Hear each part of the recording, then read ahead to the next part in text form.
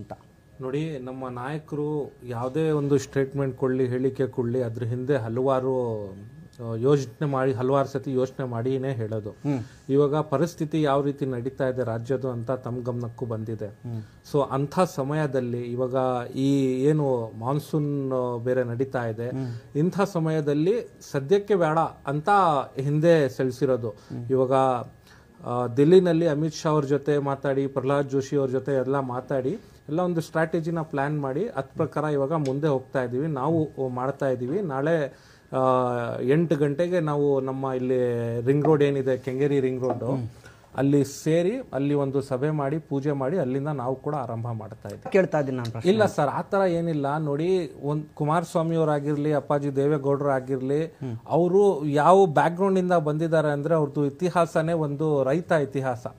ರೈತ ಯಾವ ರೀತಿ ಜೀವನ ನಡೆಸ್ತಾನೆ, ಯಾವ ಸಮಯದಲ್ಲಿ ಏನ್ ಮಾಡಬೇಕು ಅದನ್ನ ಯೋಚನೆ ಅವರು ಕೊನೆಯವರು ಯಾವ ರೀತಿ ಬಾಳ್ತಾ ಇದ್ದಾರೆ, ಯಾವ ರೀತಿ ಜೀವನ ನಡೆಸ್ತಾ ಇದ್ದಾರೆ, ಅವ್ರ ಜೀವನ ಮೇಲೆ ಯಾವ ರೀತಿ ಅದರದ್ದು ಪ್ರಭಾವ ಬೀಳುತ್ತೆ ಅದನ್ನ ಯೋಚನೆ ಮಾಡಿನೇ ಯಾವ ಕೆಲಸನೂ ಮುಂದೆ ಮಾಡಕ್ ಹೋಗೋದು.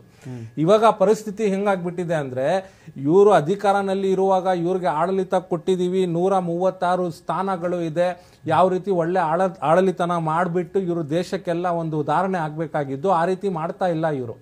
ಓಕೆ, ಜನ ಏನೋ ಒಂದು ನಂಬಿಕೆ ಇಟ್ಕೊಂಡು ಇವ್ರನ್ನ ಬಹುಮತದಿಂದ ಗಳಿಸಿದ್ದಾರೆ, ಬಟ್ ಅದು ಮಾಡ್ತಾ ಇಲ್ಲ ಅವರು.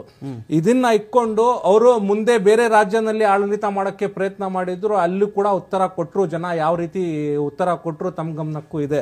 ಇವಾಗ ಕರ್ನಾಟಕನಲ್ಲಿ ಈ ರೀತಿ ಮೊದಲನೇದಾಗಿ ನಾವು ಕನ್ನಡಿಗರು, ಕನ್ನಡದ ನಾಡಿನ ಮಕ್ಕಳು, ಕನ್ನಡವ್ರಿಗೆ ಏನಾದ್ರೂ ಅನಾಹುತ ಆದ್ರೆ, ನಾಡಿಗೆ ಏನಾದ್ರೂ ಅನಾಹುತ ಆದ್ರೆ ನಾವು ಪಕ್ಷ ನೋಡಲ್ಲ, ಯಾವ ಜೊತೆ ಇದೀವಿ ನೋಡಲ್ಲ, ಯಾರು ವಿರುದ್ಧವಾಗಿದ್ದಾರೆ ನೋಡಲ್ಲ, ನಾವು ಹೋರಾಟ ಮಾಡ್ತೀವಿ, ಹೋರಾಟಕ್ಕೆ ಮುಂದೆ ಯಾವುದೇ ಕಾರ್ಯ ಮಾಡಕ್ಕೆ ಸ್ವಲ್ಪ. ಇವಾಗ ನನ್ನ ಕ್ವಶನ್ ಏನಂತಂದ್ರೆ, ಕೇಂದ್ರದ ಸಚಿವರು ಎಚ್ ಡಿ ಕುಮಾರಸ್ವಾಮಿ ಅವರು JDS ಪಕ್ಷದ ರಾಜ್ಯಾಧ್ಯಕ್ಷರು, ಹೋಗಿ ಆಡಳಿತವಾಗಿ ನೋಡೋದಾದ್ರೆ ಕೇಂದ್ರದ ಸಚಿವರು ರಾಜ್ಯದ ಈ ಹಗರಣಕ್ಕೆ ಸಂಬಂಧಪಟ್ಟಂತೆ ಅವರು ಒಂದು ದಿಟ್ಟ ನಿಲುವನ್ನು ತೆಗೆದುಕೊಳ್ಳೋದು ಅಷ್ಟು ಸೂಕ್ತ ಅಲ್ಲ ಅಂತಂದ್ರೂ ಕೂಡ ಅವರ ಮಾತಿಗಿಂತ ತೂಕ ನಿಮ್ಮ JDS ಶಾಸಕಾಂಗ ಸಭೆಯಲ್ಲಿ ಇರುತ್ತೆ.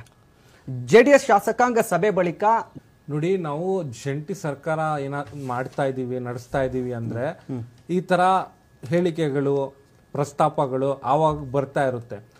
ಅದನ್ನ ಕೂತ್ಕೊಂಡು ವರಿಷ್ಠರು ಒಂದು ತೀರ್ಮಾನಕ್ಕೆ ಬರ್ತಾರೆ. ಯಾವ್ದು ಮಾಡಬೇಕು, ಯಾವ್ದು ಮಾಡಬಾರ್ದು ಅಂದ್ರೆ ಏನಕ್ಕೆ ಮಾಡಬಾರ್ದು, ಮಾಡಬೇಕಂದ್ರೆ ಏನಕ್ಕೆ ಮಾಡಬೇಕು ಅಂತ.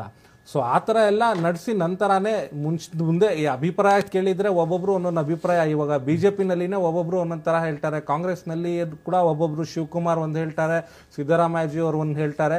ಇದು ಮೈತ್ರಿ ಸರ್ಕಾರ, ಬೇರೆ ಬೇರೆ ಪಕ್ಷ.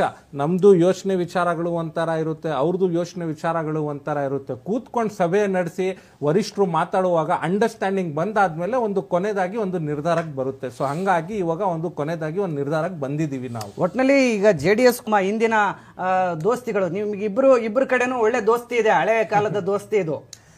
ನೋಡಿ ಸರ್, ನಾವು ಯಾವುದೇ ದೋಸ್ತಿ ಆಗಿರ್ಲಿ, ದುಶ್ಮನಿ ಆಗಿರ್ಲಿ ಆಡಳಿತಕ್ಕೋಸ್ಕರ ಮಾಡಿಲ್ಲ. ಯಾವಾಗ ಮಾಡಿದ್ರು ಒಂದು ಒಳ್ಳೆ ರಾಜಕೀಯ ಕೂಡ, ಆಡಳಿತ ಕೂಡ ನಾಡಿಗೆ ಅಂತಾನೆ ಮಾಡಿರೋದು. ಅದರಲ್ಲಿ ಏನು ವೈಯಕ್ತಿಕ ನಮ್ದೇ ಪಕ್ಷ ಮುಂದೆ ಇರಬೇಕಾಗಿತ್ತು, ನಮ್ದೇ ಪಕ್ಷ ಇರಬೇಕಾಗಿತ್ತು, ಆ ಥರ ಏನು ಯೋಚನೆ ಇರಲಿಲ್ಲ. ಆವಾಗ ಪರಿಸ್ಥಿತಿ ಯಾವ ರೀತಿ ಇತ್ತು ಆ ರೀತಿ ನಾವು ಮಾಡಿದೀವಿ. ಇವಾಗ ಪರಿಸ್ಥಿತಿ ಯಾವ ರೀತಿ ಇದೆ ಅದಕ್ಕೋಸ್ಕರ ನಾವು BJP ಜೊತೆನಲ್ಲಿ ಇರೋದು. ನಾನ್ ಕೇಳೋದ್ ಪ್ರಶ್ನೆ ಕಾಂಗ್ರೆಸ್ ಅವ್ರಿಗೆ ಏನಂದ್ರೆ, ನೀವು ವಿರೋಧ ಪಕ್ಷನಲ್ಲಿ ಇದ್ರೂ ಪ್ರತಿಭಟನೆ ಮಾಡ್ತೀರಾ, ಆಡಳಿತದ್ರು ಪ್ರತಿಭಟನೆ ಮಾಡ್ತೀರಾ,